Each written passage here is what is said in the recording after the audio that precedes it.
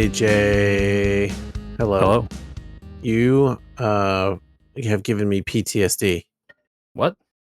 Yeah. Hi, Michael. How are you? Hello. I don't have PTSD, but wait, what did I do? I guess I'm making too light of the word PTSD, but you gave me so we'll retract that and say you gave me flashbacks to the last couple nights of this house where I have been chasing crickets all through the house. The sound of you repairing your standing desk was very cricket-like. Yeah, the microphone was like across the other side of the room, so I'm sure you didn't hear it good. Yeah. And I had to unplug it at one point, so it probably just did some weird stuff at that point. It was all sorts of crazy. Did you at least get things repaired? Is it all appears to be working now. It gave the standing part of the desk through some kind of weird error that I've never seen that looked like ASR.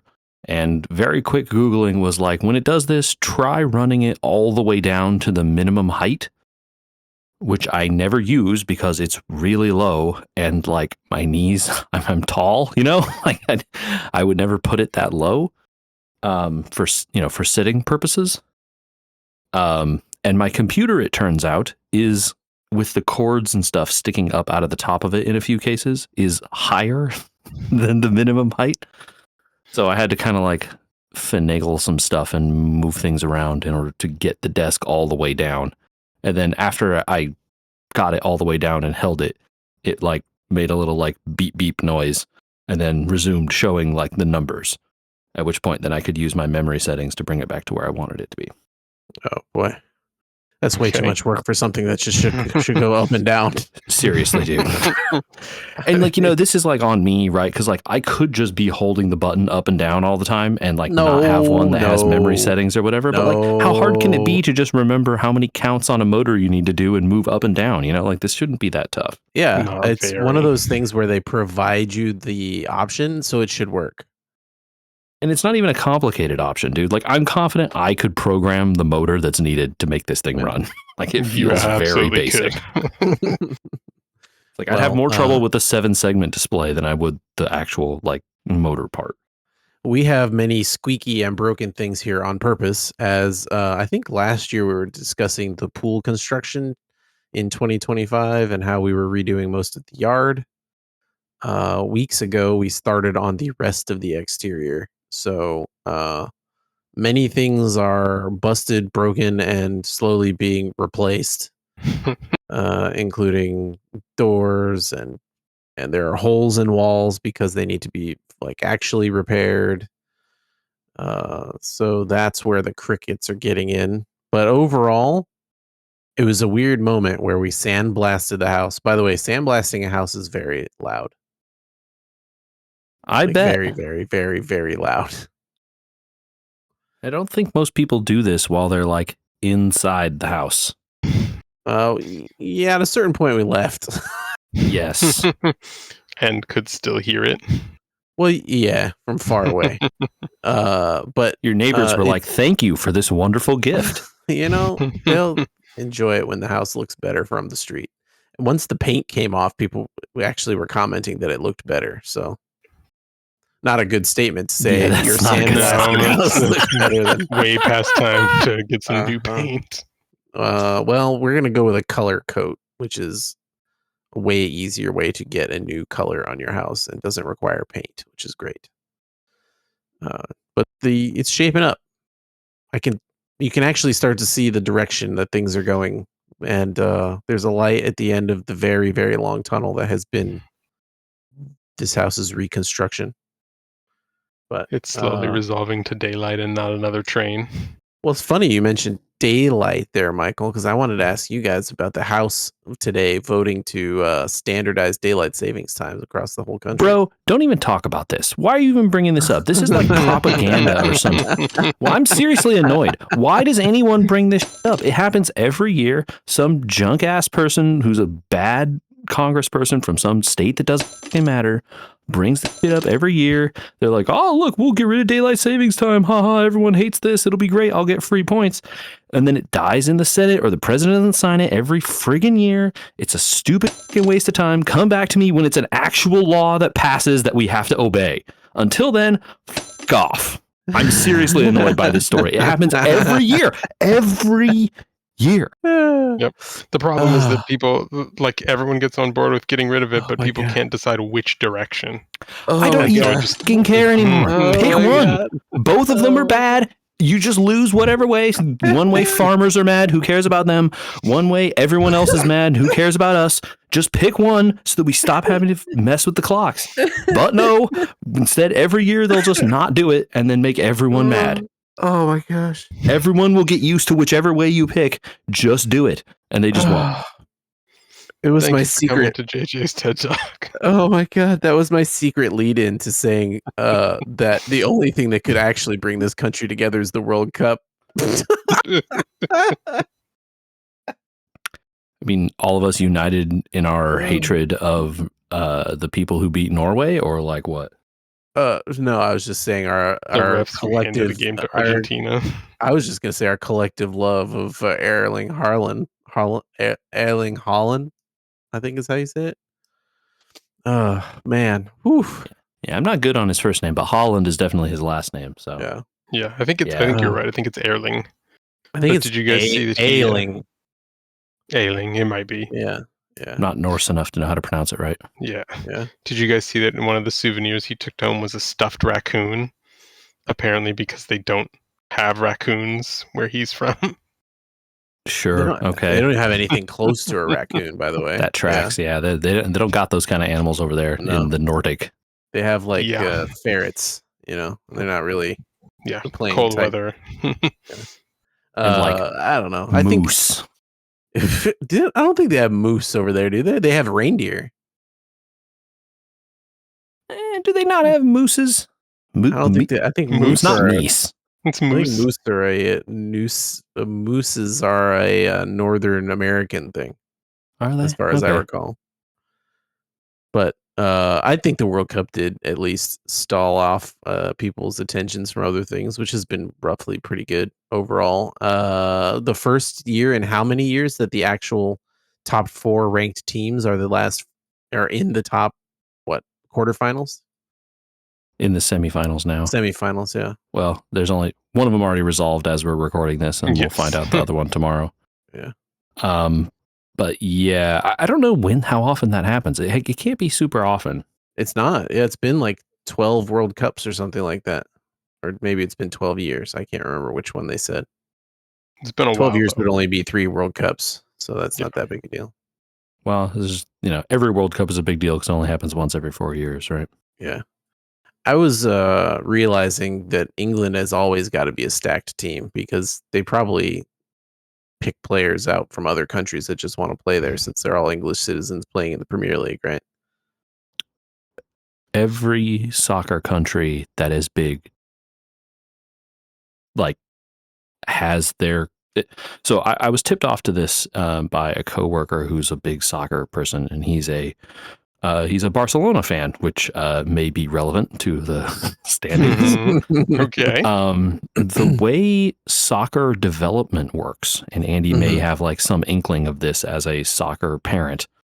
And if you watch Wrexham, they give you a very good background on how this works. In case people want an entertaining way to do this, they're the very story-driven documentary about the Wrexham team does go into the way that this works. But go ahead, JJ. Sorry. And so in Europe and in most of the world, it's very different from the U.S. To be clear. So like if you're a parent in the U.S., don't even consider what you know nothing.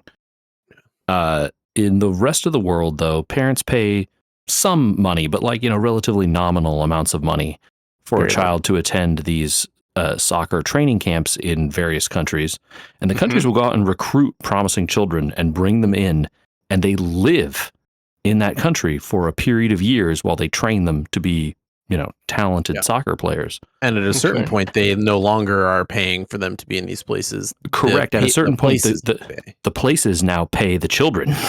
Yes, they and do. the parents of the children, because the kids generate money for those places. And in fact, when those children, if those children go on to become professional soccer players, the places that train them get money from the team that drafts or selects or whatever the pays the contract of the child. They get flat percentages, or parts of the money owed to the child go directly back to the academy. Imagine if, like, college football, if we extended the new rules of college football, right? And Alabama, the Crimson Tide developed young players that then went on to college at Alabama, and then they were signed by the Eagles. The Eagles paid Alabama $10 million to go sign their player that they've developed since they were 10. Correct. And this is how those academies fund themselves. And of course, they train many more children than ever become pros. That's how the system works, right? Sure, yeah. But they have a vested interest in turning the children into pros. So they teach them the right stuff to make sure they become better, and they, steel sharpening steel. They play them against stronger competitors. And if the kid isn't good enough, they kick them out. Oh, right? Sure, yeah, or send them off to other places, trade them or whatever, like to places where they think that the kid can succeed, because they can make money off the child being traded to another place or succeeding at a later point in time, right?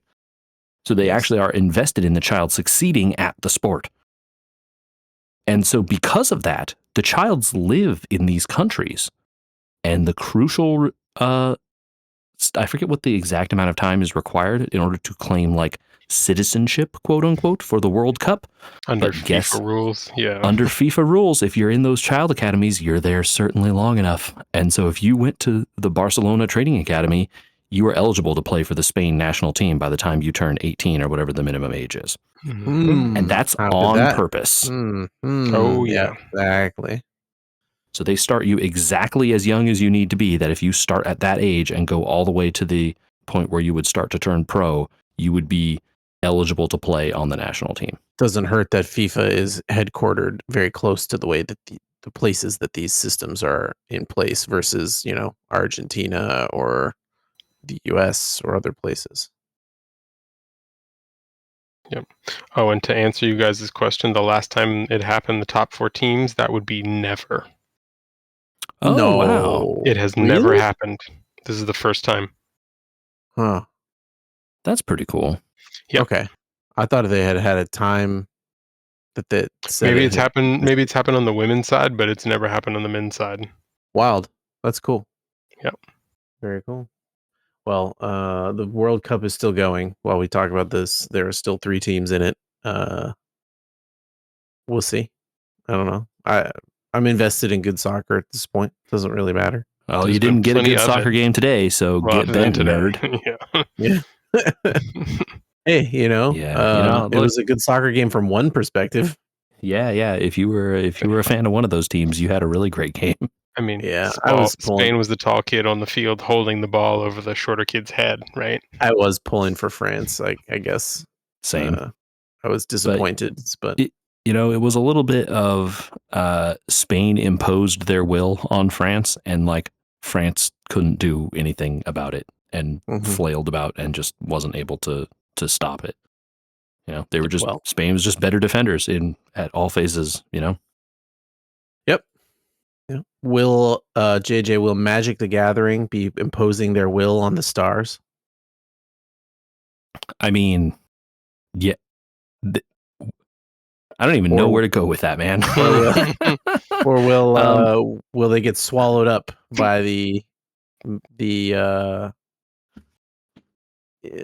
trying to get the vibe right and not get the mechanics right? Is this going to be an Avatar set or a Spider-Man set? So, I think it's going to be tough to tell. I was taking the temperature. He's talking about the Magic the Gathering Star Trek set, which is coming out at the end of this year. So it's still 2 sets away, by the way. Yeah. They have now previewed more of this set than they have The Hobbit and Reality Fracture, both of which come out first. Although I suspect the Hobbit previews will start later this week as the MagicCon goes on.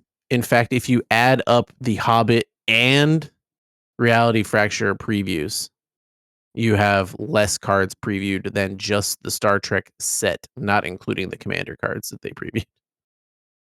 I just want to point out that that's a concerning thing.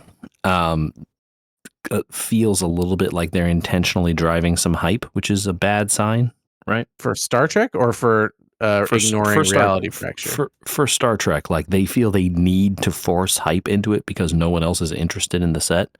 Oh man, I'm so excited for it. I know you are, and I got to deflate you because you're too high on your own supply over there, man. You got to come down a little bit to reality. The other thing that I saw is, why are the Shocklands in this set? The art on them, by the way, though, looks sick. Like, that is some great looking Magic art, by the way. I'm staring at Hallowed Fountain, and I'm like, you know what they should have done? Like in Final Fantasy, they should have put the episodes or movies that these pictures are from. Yeah, because so that would because be it's awesome. Original art, it's not screen caps or whatever. Yeah, but it's the still versions of them referential. The versions of them with text have flavor text that explain.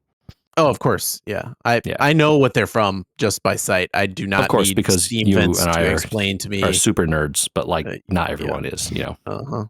Mm-hmm. The conspiracy theory I saw on the internet is like, the Shocklands are an easy thing you can put into a set that are just lands, because like the land is always a question mark, you know, in these sets. Yeah. That will drive interest. So the Shocklands are always popular. Yeah. And will guarantee a certain base level of sales. Which tells me that they were worried the set would not do well because they had to put these in them. Now, having seen now, so I'll you know, that's the deflationary move there. Okay. All right. I'll come back. I'll let you keep going, but I have a rebuttal. But I will come back and say that of the stuff they showed, the designs look cool. I'm cautiously optimistic that some of the stuff they showed was pretty fun. I think them talking about the dilemma mechanic is like a really cool one in specific. I am not caught up on that. What is the dilemma mechanic? So they showed a card for 7 of 9, you know, Star Trek Voyager character. When you face a dilemma, draw a card. Yes. A dilemma is anytime you have a modal card and it says choose. Oh, sick. Yes, that's a very cool mechanic because it works with cards going all the way back in Magic's history. So there's tons of cards that say like choose this, or choose one of these many options, or choose 2 or 3 or whatever. So you choose and then you get a benefit. And so anytime you have one of those cards that says choose, you get this dilemma mechanic to happen. That is a very cool way to interact with the rest of the rules of Magic, and doesn't require you to go back and errata old cards, right? And just is like a thing you were already doing. They can continue to print choosing cards. They're going to print choose cards in the set because they do all the time now. And that's a really cool mechanic. Baby. The sagas are interesting, right? They all appear to be named after episodes of Star Trek shows. They showed Amok Time. They showed In the Pale Moonlight. They showed other ones that I've forgotten. Yeah. But like they do that for a lot of these sets. The Avatar set had a bunch. The Spider-Man set had a bunch. The Marvel set has more. So this is another one. And I think they're pretty good. The art on them looks good. I think the thing that's going to make or break this set, from my opinion, is what are we doing about the non-legendary stuff? Because that was a problem for Marvel, I think, and to a lesser extent Avatar. I was going to say, the Marvel Limited in the draft, it wasn't that bad, actually. I didn't Limited notice it won't problem. be. In Limited it won't be, you only right? get 1 or 2. You'll see 1 or 2 in the entire draft pod, probably, right? Like max. And so what are you going to do? Draft 4 copies of the same guy? No, you just won't do it, right? Because you don't have it. Yeah. Right. But, you know, when you're playing it more broadly, or, you know, in the set more broadly, like, I don't want there to only be legendary characters from this set. So they previewed a non-legendary that actually looks really good, the Salt Vampire. Great. Oh, yeah. Great pick. Very, very good pick. From old TOS. But like, you know, I want like a Gorn. I want, you know, weird Andorian Where are the spy. Andorians? Like, yeah, exactly. Why do we both go to Andorians? Because it's a perfect blue card, you know? Give me like Klingon warrior. Give me, you know, like Romulan traitor or whatever. Like, give me a bunch of these. How many different Borg can you get, right? Like yeah, and there's a whole series of Cardassians. mechanics with Borgs, all that stuff. So that's the stuff that's going to make or break the set to me. It looks like there's going to be a bunch of starships again. Duh. I'm happy for that, to be honest. I like the The station starship mechanic. The station mechanic was really cool at Edge of Eternities. I think it'll be cool here. They showed off the Enterprise D. Great looking card. I don't know how powerful it's going to be in terms of standard playability, but totally commander viable. And I definitely think like if they have a bunch of cool spaceships and not all the spaceships are like legendary, Yeah. that's going to be the thing that really, really is a problem, because if they like have these really cool cards, but like I can still only play, one or two, Starship Enterprises because they're legendary, or one or two Jean-Luc Picards because they're all legendary, and like those are the only good cards in the set, that'll be problematic. For speaking as a standard player who wants to like, play these cards in the formats that I play. I have been a little bit off of playing on Arena for a while now. I think I've run into this. Yeah, I think I've run into the same problem as before, where I'm just burnt out on whatever deck I was playing, and you were helping me find another mode to play in. You know what I mean? And I've just been sitting watching, Poppergeddon and playing Commander, and kind of like still really enjoying Magic, just not necessarily in Standard. And so I do appreciate your concerns there as well. The real thing, like if you just want a deck that's good forever, is you have to craft a deck that's good in Timeless, because Timeless is the non-rotating forever format. I don't want that. But yeah, look, that format also has like strip mine and a bunch of shenanigans. It's just jank. So it's like all jank all the time. That's why Pauper is great. No, it's not jank. It's just high power. So you just have to be like, look, you're gonna get strip mined. That's just how it is. But also, you're going to get to play all the most cool, powerful cards. Necropotence is legal, man. Like, you can just do whatever you want. Yeah, I'm gonna start with 20 life and then draw 19 cards, go down to 1 life, and kill you next turn. Like, I think I was most surprised, and we can get off of this now, but I was most surprised to see it was not a set that looked like they're bringing another set.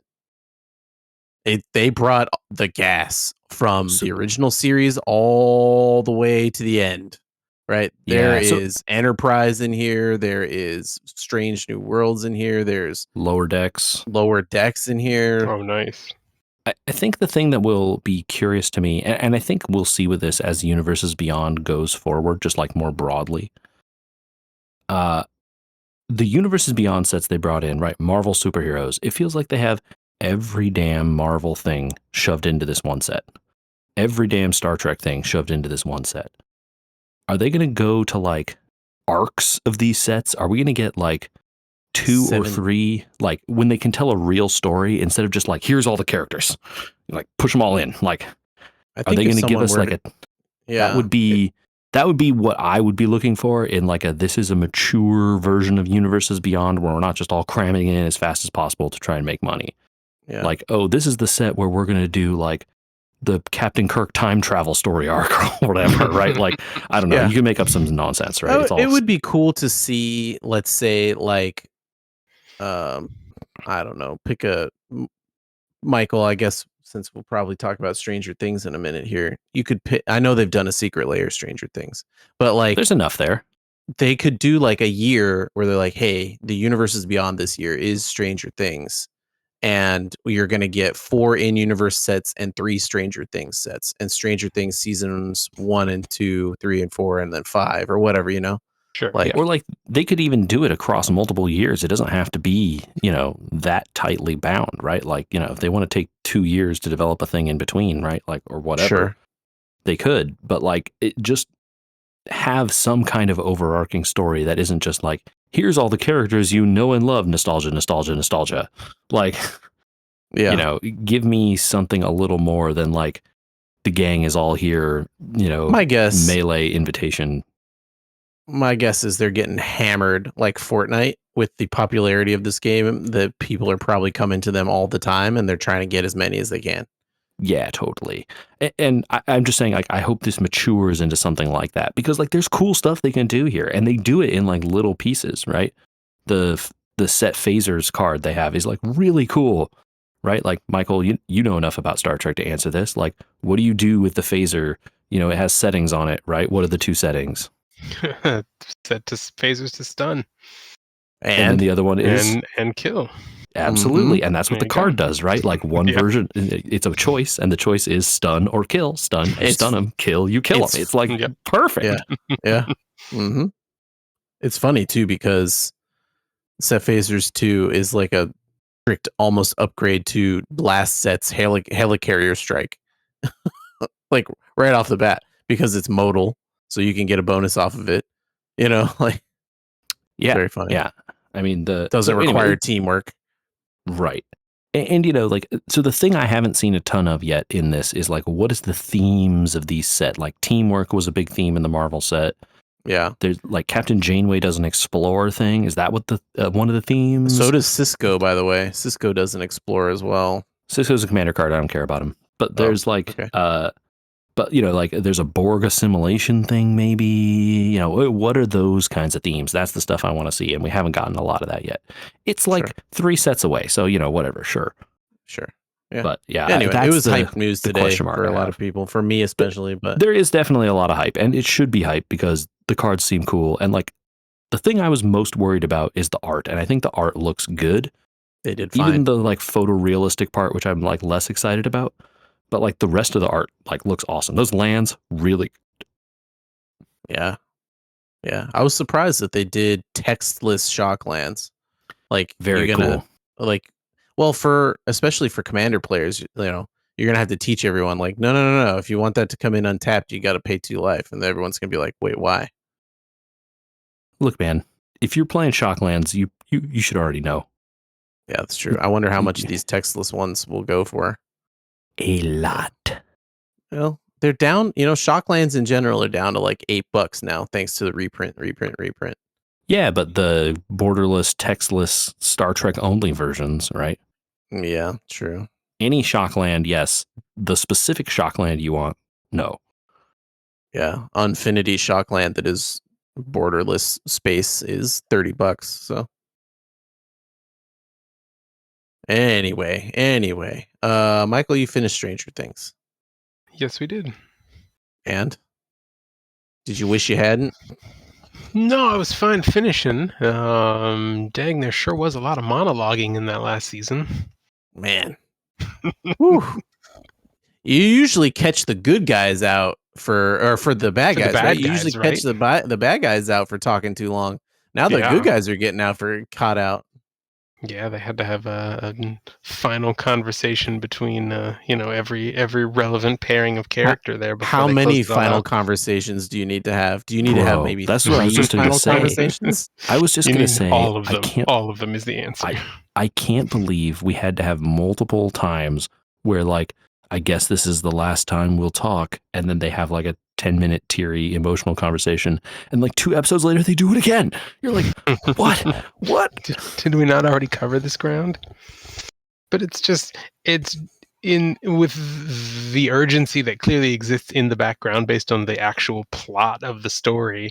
It seems a little self-indulgent to keep taking all of these moments. And like one of the early ones, the characters get called out for it, right? And you think maybe they're aware of what they're doing and won't keep doing it, but nope. They just keep going. And we said we were aware. Now we're not going to worry about it anymore. We just don't care. Yeah, and I'm not even upset that they do the emotional stuff. Like that's always been the show. It's really totally always been have these like big melodramatic teen moments or whatever. You know, like that's been the show since episode 1, you know, like the first jump. But they did so many of them so frequently. Yeah. You know, and then it's just every time they do it, it just reminds me that it's harder and harder to buy the fact that these kids are teenagers. Yes. And that's on Netflix, you know, that's not the show's fault, but like, dude, come on. Like clearly one of these kids is 30. Like, yeah, but the season itself was a little bit rough for me. I really did struggle with like, you know, this would have been a lot better if they were able to finish all this, because a lot of the things the characters do would be like, oh, they're kids, you know, They're kids. It's okay. Well, and even like a handful of years ago, finishing it like this would have been fine, right? Like, COVID, obviously, problems, yada, yada. But like, if they had pulled this back like 2 or 3 more years and, sort of spread that time out between the other seasons, I think you would have had a way better opinion about the whole thing. Yeah. Sorry, Michael, what were you saying? No, I was just saying that on the whole, I like the way that they wrap the story up. Okay. So give me the parts that you felt worked, Michael. Give us the we don't need to go through like beat by beat the plots of season 5, but like where were the parts that you felt like it did what you wanted and closed the loops? I liked that you finally got the backstory of Vecna and how he came to be. Still, well, I like that you got the story of him as a child, right? Sort of them trying to humanize him a little bit and tie him in with Will. I don't know still where I fall with the alien. Basically, it was aliens, right? I was going to say, you brought up it's that a part. That's one of the parts. wormhole. Yeah, that was one of the parts I really did not like. the wormhole bit or the background. The aliens stuff, yeah. Although the wormhole was up there too. Trying to think what else worked for me. I think that I struggled most. It's funny with characters facing end moments, right? And like no one was allowed to have a death or an ending, right? Like, I'm gonna run into this place that I think Vecna is, and when he's in there, I'm sacrificing myself for everybody. How many different characters? Like Hopper did that one time. 11 did it at the end. How many different characters sacrificed themselves and then were like totally fine? Like the rug pull amounts of those really took me out of some of the stuff. I think a lot of moments were really great where they tunneled into the base was really hilarious and good and right on point for Stranger Things.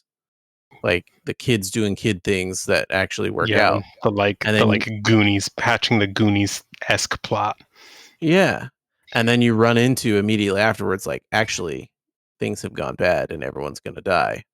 And like Lucas gets rended by one of the monsters, but no, it's fine. He's a main character, so it's like he didn't actually like get that hurt, But if you remember Sean Astin in the same situation from season 1, whatever. Rip. Right. So, a lot of things did work, and then they would backstab themselves to me. Yeah, the fact that they don't lose anyone other than her sister, right? She's the only one who really doesn't make it. That's it. One character from 3 seasons ago. Yeah, and I think it's the anticipation, right? Like you watch it the way that they set it up with an air of who's not going to make it. Yeah, which I think maybe landed more when they were all kids. You're like, oh, they're all kids, so none of them are gonna die because it's Goonies-esque. Right. So we come back to that. Basically adults. I think that that's certainly part of it, right? And also, like in the intervening years since the beginning of Stranger Things, like prestige TV has gotten a lot more bloodthirsty, just in general. All right. But like the 80s and 90s kind of serials and stuff, these are riffing off of. Like, no, none of the kids die in those shows. So, like, no, obviously they would never really be in danger. Okay, fair enough. So I see it both ways, It's like, the audience expectation maybe is a little bit more like the good characters die in the end sometimes, and then the stuff they're the source material, and maybe not. They tried to sell it like they were going to go that direction. Yeah. If they hadn't sold it like they did, like we're gonna be serious now. Maybe it's just a tone thing. Maybe that's it. I don't know. I'm sorry to keep harping on stuff, Michael, because it sounded like you enjoyed it more than not enjoyed it. I think so. Yeah. It was, some of that was definitely just like having an end to the story after so much time. Yeah, true. Some of it their fault, some of it decidedly not. But it was nice to finally have it come to a conclusion. Mm-hmm. So I want to ask about two different scenes then, since I think we all kind of like it's clear where we're all falling a little bit on this of what this spectrum is about. Okay. How did you like Jonathan and Nancy stuck in the melting room? Okay. Give me your guys' take on that. Were they trying to make a Titanic reference? Dude, not enough room on the door. It kind of felt like that, right? It's like, well, I guess we have to die in here. It's like, it doesn't seem that deep. I think you guys could just stand up. Like, yeah. I think for me it was I had started to wonder about the question, like they're very clearly not going to wind up together. At least that was the vibe I got from pretty much right off the bat. And so it was just sort of a wondering, how are they going to extricate the two of them from this relationship in the limited amount of time that they have, right? And not make it feel super weird. Mm-hmm. And so that was their solution to that. So it was something that I had seen coming, and was just a matter of how and when were they going to do it, right? Right. I think my fear with the scene was that as it was starting, I'm like, oh no, this is going to like trauma bond them, and then they're going to get back together at the end. Oh, okay. Like, that's fair. And I was like, no, please, God. Like, that was sort of where my mind was going anymore. Like, please, no, why? No, instead they went with a propose as she's drowning on the goo or whatever, and they're like, this is the worst. Instead, they went with a like cards on the table moment, which is kind of a nice thing to do, right? Because I did feel like the other way is definitely. Go ahead, Andy. Sorry. People would do. Sorry, Andy. Go ahead. Oh no, I felt like it was a good moment. I did actually like. It's funny that the goo was so stupid, and yet it led to like a good moment between two characters that was a final thing. Like, this is over and done with, and we're not going to do this anymore with the characters, kind of thing. Was very nice, considering. I mean, it's why I picked it out, because I thought it was one of the scenes that had both really good and really annoying parts. It's funny that you lined it up, because it really is one of those scenes. It's like, what's happening here? But also, is something good happening here? Yeah, very, very good pick. That's a good one. So what's two? Yeah, so the other one is like, I think one that's been discussed a little more online, but how did you guys feel about the big fight scene at the end? So the big, long, extended battle. The spider, the giant spider. Yeah.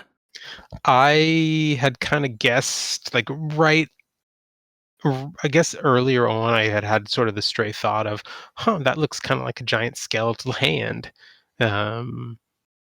And then I promptly forgot about it in watching the rest of it. And then so when it actually did come to life, my first thought was, oh, it's the hand of something bigger, and then it turns into a giant spider. And I was like, well, it's a choice that fits within the idea that they're playing a real life Dungeons and Dragons game, right?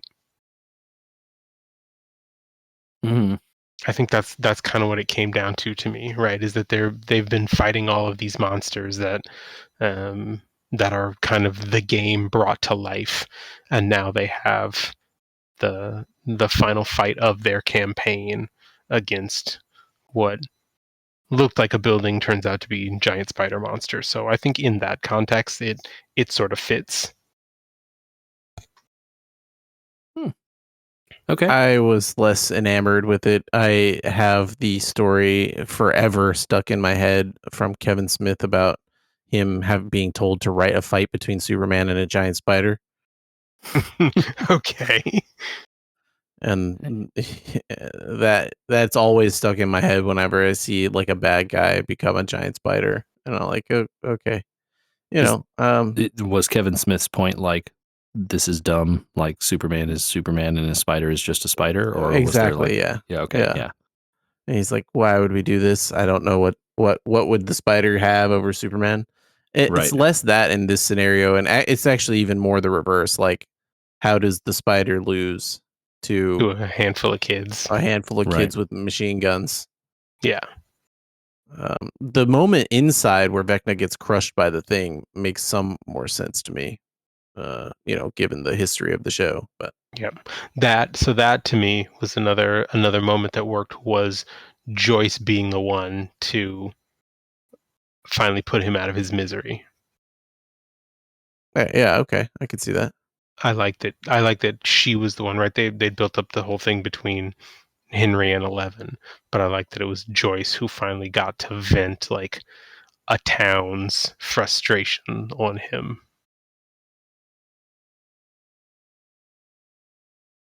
yeah. I think the scene was fun, but it felt like they really had a lot of like, we have cool action ideas, but we don't know how to make them work because we're in a like blank desert. This was not an ideal location to do this. I was trying to guess if it was a callback to the original fight in the second season with the firecrackers in the mall or whatever. It's like, are we Kind doing of. that Yeah, again? a little bit. Or The shape of it kind of reminded me of that thing, right? Like the Mhm. big thing that comes down on top of the mall. Like it kind of Yeah. had a similar look, but it wasn't really like that. It was kind of though. Yeah. Mhm. Yeah.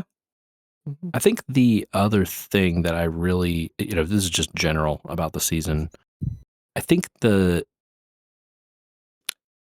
thing I really disliked is, we talked about the wormhole stuff, but I really disliked the idea of like, here is the definitive reason the Upside Down exists, the exact scope of it.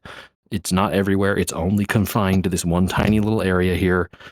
Like, and it's just this tunnel between these two places and doesn't exist outside of that. I really disliked that because the cool part of the Upside Down to me was sort of that horror element, right? Where it's like, it's everywhere, underneath everything. Ooh, spooky, right? Sure. Yeah, And so our like, world has a parallel. and so being like, and actually, here's the science textbook that tells you why the Upside Down exists was like really a letdown for me. Okay. Yeah. You wanted it to be more unexplained horror story at the end. I get that. Yeah, which like I think the entire series has been moving away from unexplained horror stories since like seasons 1 and 2, right? Mm-hmm. So I can't be Yes. surprised that happened, but it was still, leave some of the excitement and the mystery for Tales from Stranger Things or whatever they're going to do next. Yeah, there is some sort of animated thing next, but that's not our homework to do. Michael had homework for us instead. Did. So this past weekend wrapped up another, what I would consider, very successful SGDQ, one of our favorite times of year. And I had asked you guys to pick a run by whatever means you decided of a game that you knew nothing about, and watch it and report back.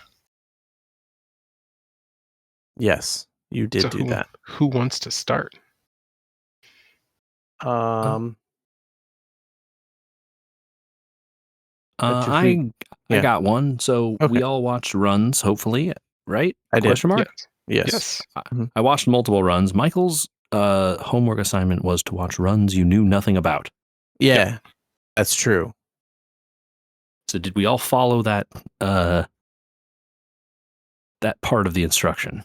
Mine is 99% following the instruction because the title I knew something about. Yeah, I feel that's okay. Yeah. So I watched Sonic 3 and Knuckles, which was a very different speed run than what I was expecting. So Okay. see, that's what I mean. Like 99%, you know what Sonic is. That's what I mean. Yes. Like Sure. Yeah, by I the think that's title, fair. by the title, I knew what I might be seeing. Is all my You 99%. didn't watch Balatro, which you know intimately. Yes, correct. But did you Although- watch Balatro? Because you should have. I think I you have should not go watch actually. It's on Balatro. my to-do list. You Watching will the get a Balatro kick out run. of that one, Andy. That Okay. Just Balatro run. the seesawing of that run. I will That- watch it tonight. I think that runner almost had a heart attack on stream. He might have actually. Oh, Why? the seesawing of the seed that they had for him. Oh, He was like teetering on a knife's edge the entire run and got to the point where it was like, if we can't do this, I have to reset right now. And they're like, we're going for it. And then it's just like, okay. Yeah, and they start basically doing out the all the combinations of what haven't we seen yet? What do I have to see? Is there a path? But it's really good. The commentators are really good. The runner is really good. People should go watch that Balatro run. You're like, how interesting could it be to watch them play Balatro? Shush, go watch. It's very good. If you think playing Balatro is hard, these guys are on like, they're living in the year 5000. Yeah, we're in like the Stone Age compared to these dudes. That's funny because I had got to the point with Balatro that I was like, I get this, you know. You don't get it compared to them. They got it. You don't got it. Yeah, this is a you think the darkness is your ally moment, Andy. Oh, exactly. You're molded by it. So I watched Sonic 3 and Knuckles, and that was a really interesting speed run, you guys. It was about 45 minutes, I want to say, 45-ish. Okay.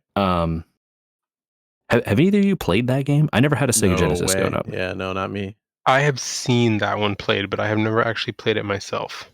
So this was I played some Sonic. I played Sonic something on the I've absolutely played Sonic 1. Genesis, yeah. Yep. But I don't know that I ever played 3 and then the Knuckles add-on to 3. Sonic and Knuckles. Okay, I didn't have this, but I played it. Yes, because I played. Yeah, I remember this cover. Yeah. So it's like the first part of this is like you play Sonic 3, and then there's like a Sonic and Knuckles where you have to like reset the system. It reboots, detects the Sonic part, and then you play the second campaign with Sonic and Knuckles together. Okay. Anyway, this game is insanely broken. The speed run is, so I was like, oh, okay, I want to see a bunch of cool, like go fast Sonic tricks and stuff. And you do see that. But then later it turns out, because this was the like, you know, all like unrestricted mode or whatever, they just do a bunch of screen warping, clipping through the ground, like flipping around from the beginning of the level to the end of the level, fighting the wrong boss because of screen wrapping and all this crazy stuff. That's fun. Very cool, like super precise movements. And then like he's in a wall and then he pops out of a wall at the end of the level and just hits the spin thing and he's done. And you're just like, what happened? What did I just see? But then, you know, even partway through the run was maintained the interest because the runner like didn't like, there's like, you know, the commentators are talking really quickly to try and explain all the weird tricks he's doing. And they're like, oh no, he messed it up. And then it's like he falls out of the wall and they're like, well, congratulations, you all get to see him play the level normally now. And it's like, oh, okay, like cool. And then they're like, yeah, you were treated to more Sonic. And everyone's like, yay!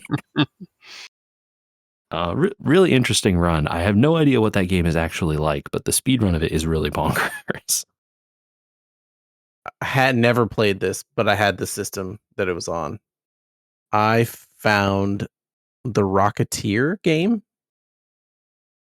Oh, did you Super know there NES was a Rocketeer game? So yes, I knew that there was a Rocketeer game because it was one of those games that I remember as a kid seeing at Blockbuster. Oh no, I never even did that. And thinking, that's weird that there's a game of that movie and never ever even touching it. So that's a good choice. To be clear, it is a game of the movie. In the very loosest sense of the Nintendo Entertainment System. Like Timothy Dalton's face is in it. Yes, it is on the NES, and it is not based on the comics. It is a platformer based on the game or based on the movie.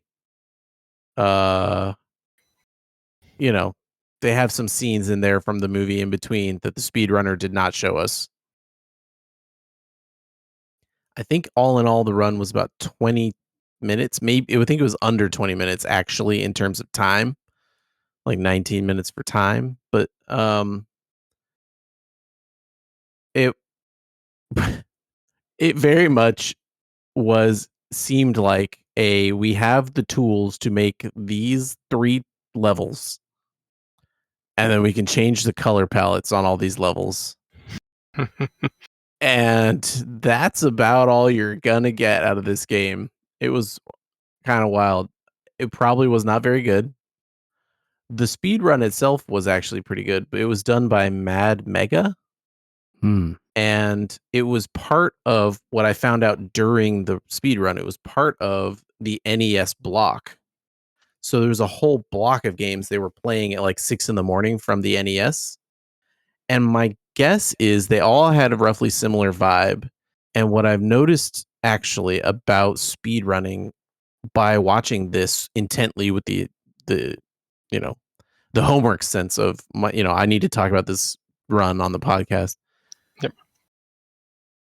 I've noticed that in a modern speedrun, it's like, cool, how are we clipping? How are we breaking? What are the systems that we're going to abuse? Like, I watched the Mass Effect 3 run separately, and it was about like, okay, so we're going to rush to get this ally because this ally has this ability, and this ability takes shields, and then we're going to do this, and it's all plotted and routed based on mechanics and systems and skips and all these complicated interwoven things.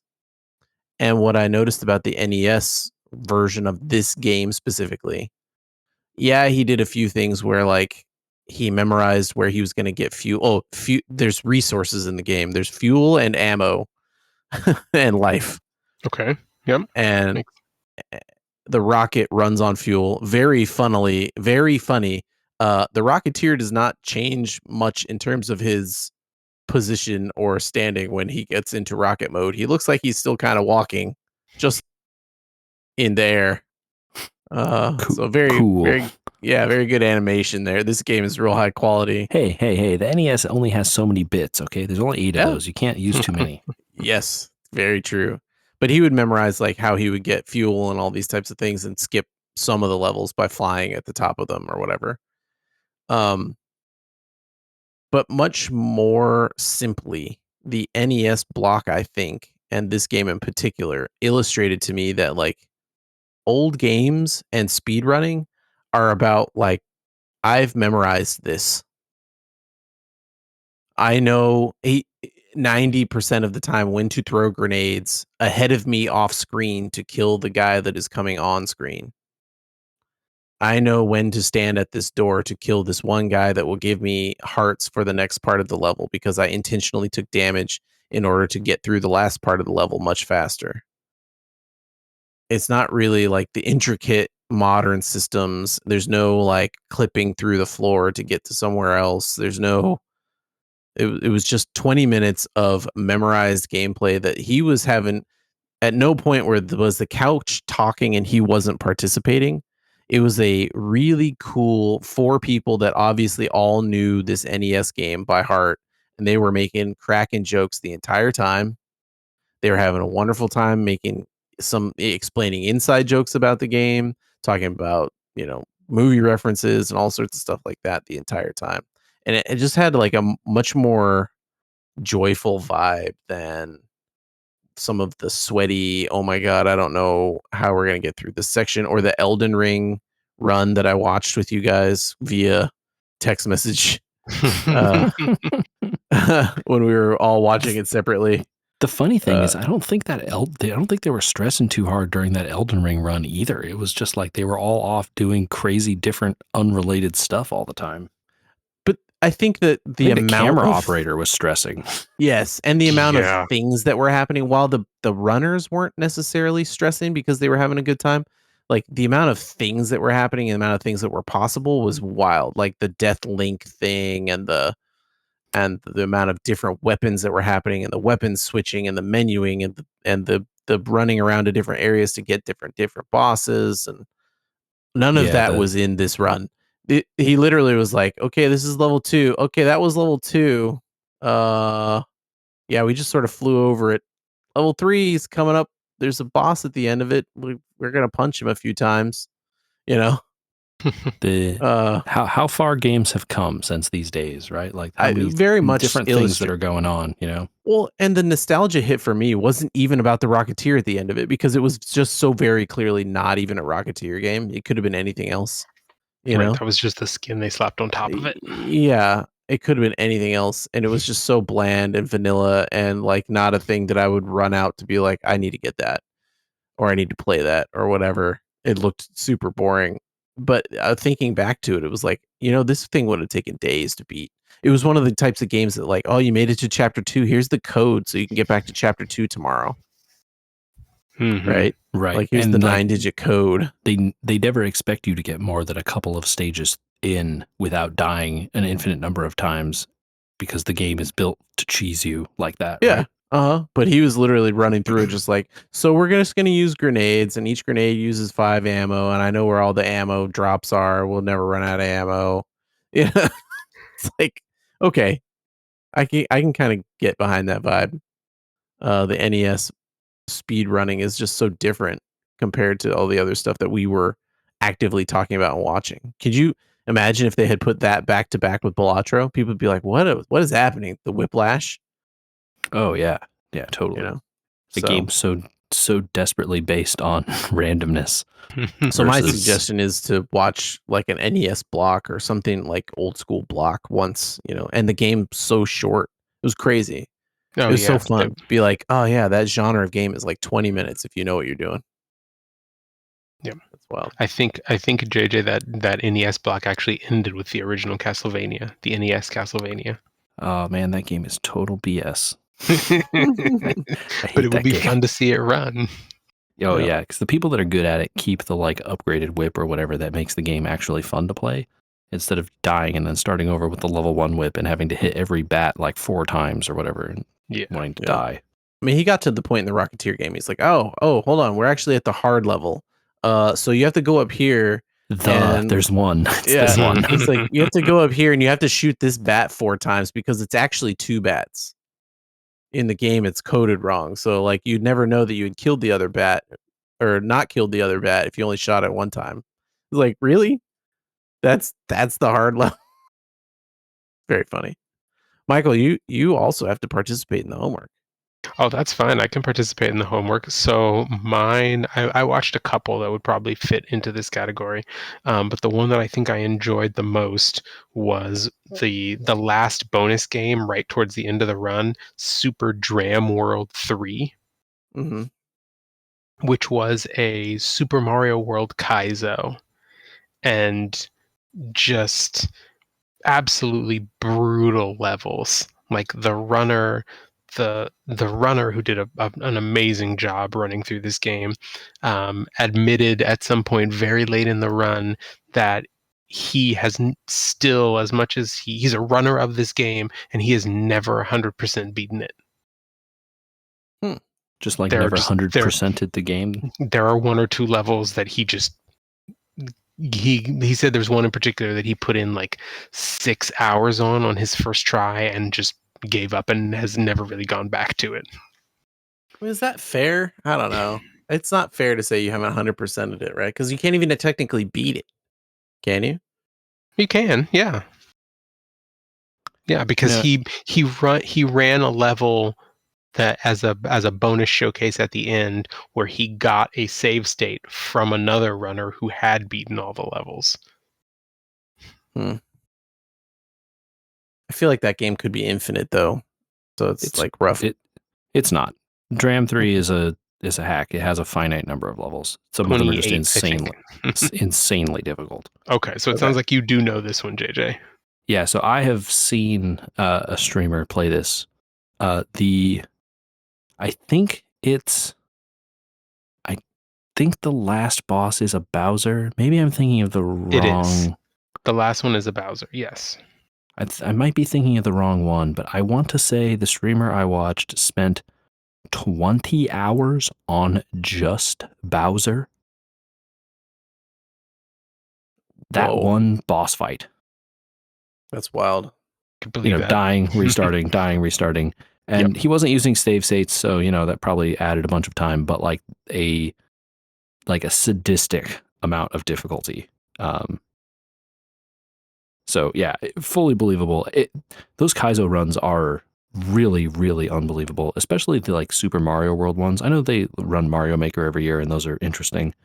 But I think the Super Mario World stuff is really, really advanced in ways, if people have never seen it, you should definitely go seek out some of those and watch people play, Dram or some of these other ones, and just see what people have done with that game. That is just like, if all you'd ever did was play Super Mario when you were growing up, this is like not anything like those games. Yeah, there's a whole lot of stuff going on in the physics engine of that game that you never see because of the way that they implemented something and then constrained it to like a particular level or a couple of levels. And so, the guys who make these levels have totally broken it open and put a stick blender in and spun everything together, and it dumps it out in all sorts of interesting ways. They expect you to know that you can land and pick up a key block or a key at the exact same time and not lose your cape, even though you hit spikes, and like all this, like these crazy interactions of, you can jump off the top of a P-switch technically, right? Like all these really crazy abilities and interactions that no normal person will ever encounter, even playing the difficult levels. There's one level where you have to land on a P-switch and grab it before it disappears, and then keep carrying it with you, and it keeps, as long as you grab it, it keeps popping back up, and then you have to keep using the same P-switch all throughout the level. I have seen a clip of that. I wonder if it's from this game. Could be. It's a thing that gets done in some of these hacks in other places too. Okay. But yeah, it's really nutty. And some of the more modern ones, Dram is an older hack in the grand scheme of these things. But some of the newer ones even have done like patches and stuff to the physics and created new things that didn't exist originally in Super Mario World. Yep. I mean, there's an editor for this game that's like a build your own Super Mario World level that allows you to do everything. You can code in the editor, right? Like write your own Super NES like blocks and program them and stuff all the way down if you want, or just download them and like, mix and match them together in crazy ways. Bring in all the Yoshi's Island stuff or whatever, right? Like it's all there and you can make it work. And so they have gotten really, really wild with those if you are interested in this kind of gameplay. Nice. I am interested in a lot of things coming up, but the most important one, I think, will be that we will record this next podcast after Comic-Con. I don't think we're recording another one before then, and that recording might actually be weeks after Comic-Con. So I think our homework should be Comic-Con related, unless someone else had one outstanding that they were like, oh my gosh, we got to do this. No, that makes sense to me. Yeah. I was thinking that we should find either an experience you won't be doing anymore at Comic-Con, like we have all talked about not doing Hall H or things like that anymore, or some new experience you will be doing at Comic-Con going forward. This kind of leaves it open to be positive or negative and positive. Okay. Right? It could be conjoined. Like, I'm no longer doing this because of this. Unless you can think of other things related to Comic-Con as homework. I think that might be something interesting that we could provide to people, like, hey, I know you're thinking about going there. Don't do this anymore. Don't do this. Yeah. And it could be something new too, I think. Yeah, I think the con is going to be interesting this year. There's a lot of stuff that I feel is missing from previous years that'll be different this year. Yeah. So yeah, should be Should be an interesting one. I think that might be for me one of the things where this thing is missing and I didn't miss it, you know? And so if it comes back, I'm not going to do it. Yeah, totally. But we'll see. I'm kind of leaving the homework a little open-ended, but that's the guide. As for that, I think the next episode will be at least Comic-Con, Gundam Movie 3, JJ. Probably by then, yeah. I think enough time will have passed. Gundam Movie 3. And then I think also we have open multiple people going on vacations in that period of time. So we'll talk about those as well. And yeah, I think those will probably. Oh, and F1. F1 will have a bunch of races by then as well. Yeah, so we'll be ending the season almost, right? No, the season ends in like November or something. Oh, okay. Nice try. Nice try. Oh, well, we can all hope. But until next time, until after Comic-Con, or maybe even before, where should people try and get a hold of us? People could reach out to us at podcast@weweregamers.com. You can also get at us on Facebook and Blue Sky at We Were Gamers. And you should go check out our YouTube channel, youtube.com/@weweregamers. Hooray!